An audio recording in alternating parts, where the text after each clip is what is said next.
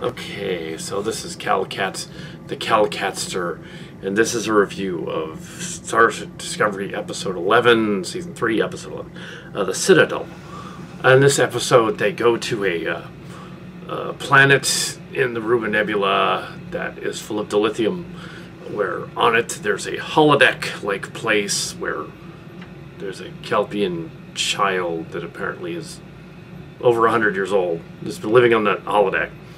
And they got to go inside the planet, down to the planet to rescue him. So they sent Colburn, Burnham, and the captain, Saru, down to rescue him. He's an adult. He's obviously in his hundreds at this point. We don't know how long the Kelpian lifespan is, but established that there aren't any elders allegedly because they get killed off in the calling. There was a nursery rhyme thing that rhymes with the song. There's this other holodeck thing. It's an incredible program that is basically a Cillian realm. A little bit of Mordor thrown in, a little bit of an Ames Escher painting thrown in, a little bit of everything in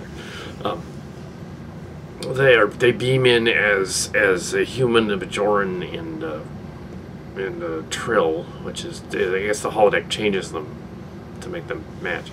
They encounter Vulcan holo program, old Elder holo program, teaching program, some other stuff. Burnham attempts to pretend to be the teaching program. It doesn't work. There's a monster that looks sort of like a very Lovecraftian sort of Kraken beast thing. There's floating orchid whales in the sky. That isn't just from Star Trek Picard. That is from Miyazaki. The Castle in the Sky going on, a little bit of that going on there. A little bit of Kiki's Delivery Service. A little bit of other stuff. A little bit of Winds of Hananomi in there. So there's a lot of, like, some people have been watching a lot of, and there is some Cillian in there. Some of the hollows. Those are. Yes, one of them is sort of the Cillian cast. That's cool. So that's how they're figuring us out as we near Christmas Eve, and the evil Orion chain lady confronts the Discovery while Tilly is acting captain, and essentially sees the ship at the end, and then Booker takes his ship out to go rescue Burnham.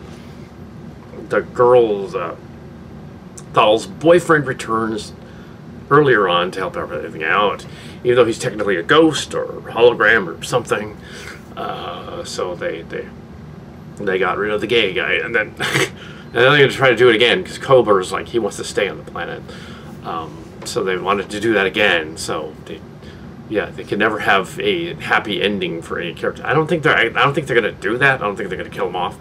I think they're gonna like save him, but they keep doing that. Last week they killed the mirror universe Stamets. So they zap Stamets with a head thing that makes him a zombie kind of, so they can control him like a Borg, or I don't know, which wouldn't work. The evil Orion lady, who is clearly a version of the Cillian one, the green lady from the Cillian one. She's there too. It's evil. Not so much Sandy. It's more like Angie, I would say, an Angelica type of one, which is cool. She's her mother basically. Or her descendant or something. Anyway, so the green one, from some Cillian space. Also, why is it with even the classic Star Trek did this? Because the main actors have to go and do stuff, but in an actual paramilitary naval situation, you would not send the captain, the medical officer, and the engineer down to the planet. You would send the recruits down to the planet. You would never send the captain down to the planet. They did try to address that in Next Generation, even in the pilot, and they said, the captain can't beam down to the planet, naval tradition and all that. They tried to fix that, but then they didn't listen. Picard and Riker would always beam down to the planet. More so Riker than Picard, which kind of makes sense. But kind of doesn't really. He's the diplomat. But in the case of Archer, yeah, they did the same thing. They just did a paramilitary group, but more like a UN than a Navy. That does not make any sense that they would ever send the captain down to the planet. Silly Trek, it works because Starship Locations, it's comedy, it's parody. And yeah, of course they would endanger the captain. They figure out the burn on the basis that I think early on, like you know how the internet is, you know. I think early on, everybody figured out it was going to be Michael Burnham and something else, and it was going to be like a Q thing, and Burnham was the war and all that, and the nebula. They figured it out. Fans figured it out. So when they filmed this episode, they knew that, so they changed it to make it not make any sense whatsoever. And yeah, we know we've been sticking with this so far, but so his holodeck, which was designed by a normal humanoid Kelpian, has the ability to cross space and time from a dilithium planet and start the burn. An alien holodeck on a planet. I think the problem is that they're thinking Star Wars and not Star Trek. They're thinking Death Star thing.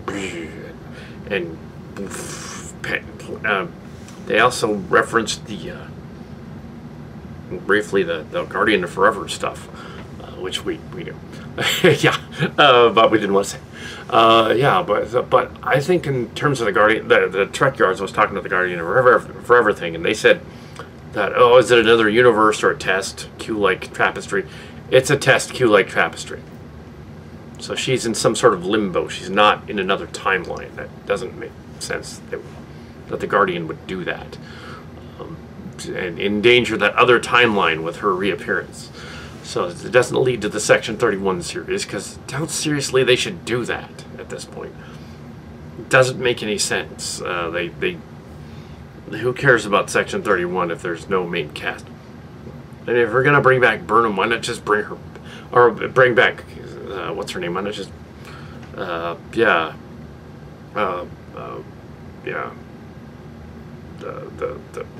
blanket of Giorgio back. Just do it. Just say, oh, they cloned her or something, or she's a holodeck, or they have an android of her or something. Just do that. It's an android. It's a golem. Yeah, I don't fit in with Picard. So yeah. Even Patrick Stewart, what a beautiful death scene there. He wanted Riker to leave. Actually, the Riker scene was added later. That's why it doesn't make sense in Picard, because it wasn't there. Yeah, we've been over that. The Cillian space version is actually more cooler. It goes on for like 20 more minutes. Well, in visual time, but written. It's a more or less a paragraph in the story, but it would be 20 more minutes with Sela, everybody showing up, and they face off the Romulans. So it makes more sense than Riker doing it. But yes, so you have this Orion lady playing a Romulan, kinda. Because the Romulans and the Vulcans have been right with the Navage planet. Well, it's Navarre, but Navage is funnier. A parody issue. Well, we can't get away with calling it Navage either because yeah, the get in trouble with the brand Navage nasal spray. But yes, well, it's not like the Orville doesn't use Avis literally, but still. But yeah, so yeah, the kids' holodeck program causing the burn would only make sense if he wasn't really a Kelpian. He was a Q, and he was imprisoned in the nebula to keep him from blowing stuff up. Then it would make sense, because then he's a Q, and he's actually a super being, and he's got like powers. And yeah, Q kept him there because then that would make sense, but they didn't say that in this story. In which case, if it was a Q, we could stop the Orion lady simply by going snap. She's gone. I banished her to nothing. She's gone. Oh, I can do the Charlie X thing. But those genetics were changed for the radiation. How would that cause all of space-time, all the dilithium to go inert, as they said in this version, for the ships to explode? The dilithium keeps the chain reaction in Star Trek. It makes sense, but keeps the antimatter-matter reaction stable. It shouldn't, because it's matter, and antimatter hitting matter would blow up the matter. Nice explosion. But it's Star Trek. So they don't even explain it in Star Wars. They just say hyperspace. With lasers and hyperspace. Ooh, because lasers. Turbo lasers. Makes sense either. Planet killers on the bottoms of ships. That doesn't make sense either. But hey, it's science fiction. Science fantasy. So I'm sure Trek yards will analyze this episode to death and be like, oh, come on. Oh, what is he, a Q? I don't know if he's supposed to be a Q or not. I think he's... I don't know how they designed something like that would do that. A part of the problem is the same thing with, like, in Star Trek Generations, when they shoot a torpedo that is probably no larger than a missile into a star to cause nuclear reaction to stop, or the Texutot from TNG, which was literally a medallion about this big. It's like, how did that do anything? Come on. And TNG and Generations. It's like no. Anything. A star is a giant ball of burning plasma that's undergoing nuclear fusion. Any matter approaching the corona long before it reaches the star would go and be gone. It'd just be gone. So this missile thing, oh, it's going to destroy the planet or whatever. We're going to activate the Death Star planet from Star Wars, the Death Planet Moon thing. The thing would have exploded immediately, because you can't put plasma star energy inside a planet. It would melt and then explode all in the same shot. Yeah, it's like, what kind of a device is holding the plasma thing that's making the Star Killer base work? That would not work either. So in that same context in Star Trek here, I know it's two different things, Star Wars and Star Trek doing crazy shit, but the thing is that they just can't do that. That's not possible. There's no mushroom spore drive either. That doesn't make any sense. Are they thinking cosmic string? You can't travel with cosmic string. It's just the ether around everything. And also, nebulas in Star Trek are conveniently really close up and small, and how you can fly around in them and you don't see the... Whereas if you were inside the Orion Nebula, like literally inside it, it wouldn't look all shiny and glowy inside it. You would just be inside it, and you'd see other stars out here, over there, be inside it. Same thing with the local bubble nebula that our star and Proxima Centauri, Alpha Centauri, Beta Centauri, Alpha Centauri A and B, and Sirius, and all those, and up to the top of the Orion stars that were in a local bubble, is a nebula as well. And if you were in where Orion was, you would see us as sort of a bluish nebula off to the side on the edge of the what's called the Orion spur. So that's what you'd see. A bluish nebula. But from there, it would look like the bluish nebula. Like, well, there's a bluish blob, and there's the Sun, there's Alpha Centauri, there's Proxima, there's Sirius, and Alpha Indus, and Beta Indus, and all. There's Zeta Reticuli, and there's all those other ones. And just the gray aliens. No, they don't live there. So, according to Starcrackers, the hoppers live there. Flighted kangaroos that fly around. That's a Gary Cito character. The flighted kangaroo Starcrackers. It's not even one of ours. It's a Gary Cito character. So just you know. But yeah. Put there by Mark's cards. So we have. There was no flighted kangaroos in this. It was a flighted flower thing. But there should have been. Why not? There also should have been a Termarellian. A guy named Travis lusting after her. Green lady.